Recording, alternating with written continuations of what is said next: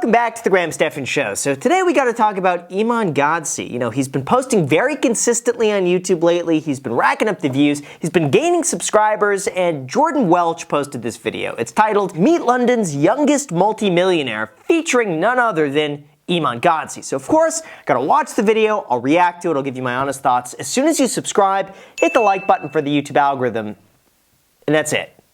That's all you gotta do. It's just those two things. So once you do that, the video will start.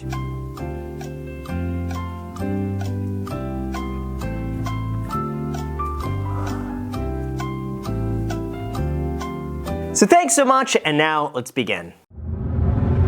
That's Iman. Why are they all getting out of Lamborghinis? Every single time a video starts, it's always an exotic car just zooming by. They're getting out of it, they're wearing designer clothes. It's always, there's a format to doing these types of videos, but I gotta say, it works. This video is almost approaching 1 million views in 5 months. So, you know what? Hey, hats off. He's a high school dropout turned multi-millionaire by the age of 21. Give you a 150K watch, I just get my assistant to pick it up and just go put it in my vault. Where's the fun in that? I feel like I'd want to pick up the watch. If I'm spending $150,000, you bet. I want it hand delivered. I'm gonna be there, I'm gonna open it up, I'm gonna put it on my wrist, I'm gonna be super nervous about wearing it. But yeah, I wouldn't want to just buy it and then have someone else put it in vault. You know, it's probably an investment though. If he's spending $150,000 on a watch, I'm guessing probably it's most likely a Patek. Probably put it away for a little while, sell it a year from now, it'll be hopefully worth more money. Maybe it's one of those. My own crypto portfolio, which is anywhere between $8 to $12 million. Let's take a look at the crypto portfolio. What do we got here? Bitcoin, oh, wow. This has got to be down like 50%, maybe more. Yikes, yeah. So we have Ether. This was at the peak. Oh my gosh. This is when Ethereum was $4,100. What is it now? 1,500? 1,500. Yikes. That's down like 70%. I mean, don't get me wrong, it's still a ton of money. But man, if he had just cashed out here, maybe he did. I don't know. He flew me out to London to meet him and show us exactly how he did it. Man, we made it to London. It's our first day out here, riding in the back of the Uber, and Iman sent me a location to meet him at. I have no idea where we're going, but we're headed there right now.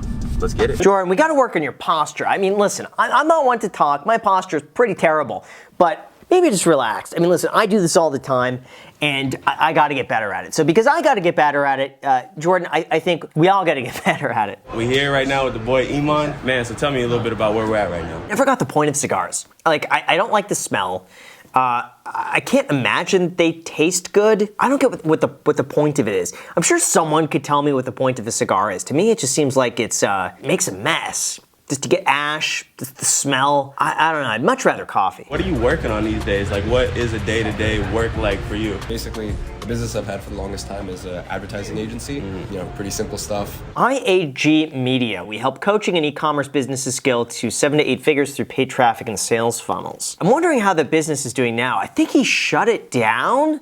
Because I think just in general, we saw such a big run up from 2020 and 2021 that a lot of people are just scaling back on advertising right now. I'm curious how that's affecting these businesses. I don't know if he's still involved in it though, because this was posted 5 months ago and it was probably filmed 6 months ago. So whatever he did between now and then might be outdated. Yesterday we cracked 7,635 on one payment processor. I need to check on the other ones. Nice. So that's pounds, so around like $10,000 yesterday. So that's... And what'd you do yesterday? We went to the jazz club, we hung out with Arlen, we just kicked it, you know? So we see yesterday here, gross volume, $7,600, 10 payments, 6 customers, net volume, okay. What's the net though? I'm always curious when you see these gross numbers, like what's the expenses to run that? Could be pretty lean though, since he's running a lot of it online. Still a ton of money. I mean, still $10,000 a month back then. Now that the pound and the dollar are about even though, I'm sure that's gotta fluctuate a little bit depending on the currency conversion, but not bad. Software company, I have a business partner. I can't show the revenue on that. All I will say is at the moment between all the companies, it's around, in dollars, like $20,000, $25,000 a day. Yeah, it's okay, so $20,000, $25,000 a day. Again, I'm just curious what the overhead is. Because I've just been so jaded from all of the Shopify people who would show you like, look, I'll show you how you make $300,000 a month. And it's like, that's gross sales, and then their net profit is maybe like $5,000, you know? It's like, they would have made more just working a solid W-2 job with benefits and vacation pay. I'm not saying that's the case with Iman at all. I'm sure his overhead is a lot lower. I'm just curious what the net is. My guess, It's probably 15,000 pounds, maybe 10,000 pounds, like somewhere around there. It's still impressive. It's still like 15,000 US dollars a day net to him after expenses. Born in Russia, spent the first 4 years there of my life, and in that period, my mom started dating my stepdad. My stepdad lived in London. They tried living together, and they were together for like a year and a half. So you kind of went from like a lower income situation to living in London, having a nice place, like your lifestyle switched up pretty quick. I went from, Russia, 9 black and white channels to, London, 999 color channels. Yeah. There's a magical story. I moved to London. I went to private school, like my stepdad was wealthy, and then it just went all basically wrong. Iman's stepdad completely cut them off. They went from wealth to welfare overnight. Yikes, what a 180. To go from that to all of a sudden broke. Man, I'm sure it goes the other way too, to go from broke to that, then back to broke. I had no idea about that. Like I was around, rich kids at school, so for me, you knew it could be possible. Yeah, for me it wasn't a big deal. It was like, I will 100% not be rich, I'll be extremely wealthy. Yeah. And I'm exactly where I knew I'd be. I'm just 10 years ahead of schedule. Yeah, that was the exact same thing for me when I started working as a real estate agent. I would drive an hour to go to Beverly Hills. I'd sell real estate there, and just seeing and being around the types of people who could afford like a $5 to $10 million house was insane because I had never been around that before. I didn't know it was possible. And honestly, you kind of build up these people to be something special, like, oh, they must be CEOs, A lot of them were just like random people. They had a good business idea. They saved their money. They were smart with it. They invested. It's possible. And when you see them doing it, it makes you feel like, wow, if they could do it, so could I. And just being around that. That's why I highly recommend. If any of you want to become wealthy, go to the areas where wealthy people hang out. I know it sounds silly, but just like go and, I never thought I'd say this, go and grab a coffee in the really wealthy area. Just sit down there. Just enjoy it. Bring your computer, get some work done, answer emails, just whatever. Go to those areas, and the more time you spend around it, the more you're just gonna feel accustomed to it. It works. Agency is the best business model because it's service-based, and service-based is the real key, right? Like I think in this world, it's so easy to make even $5,000 a month right now as a personal trainer. Yeah. $7,000 as a piano coach if you really know how to do it right. All of it isn't so much about what you're doing, it's about who you're selling to and the way you position the offer. How is he getting such good audio? Much about what you're doing, it's about who you're selling to and the way you position the offer. Because I have a feeling he's doing this, he's recording from his iPhone, but it sounds too crisp. And I don't see any sort of like lavalier mics on either one of them. If that's iPhone audio, I gotta say, I am thoroughly impressed. Especially not picking up any like background stuff. This should really be an advertisement for Apple if that's the case. Out here having some tea time. Cheers, my brother. British experience I could have given you. Yes, sir. Very authentic London experience. Going from that first 7 figures, that first million, to the 8-figure level, what did that take? Gosh, it all seems so nice. You're going from like place to place to place. Is this a weekend or like is this a work day? I'm curious what like a solid work day looks like from start to finish.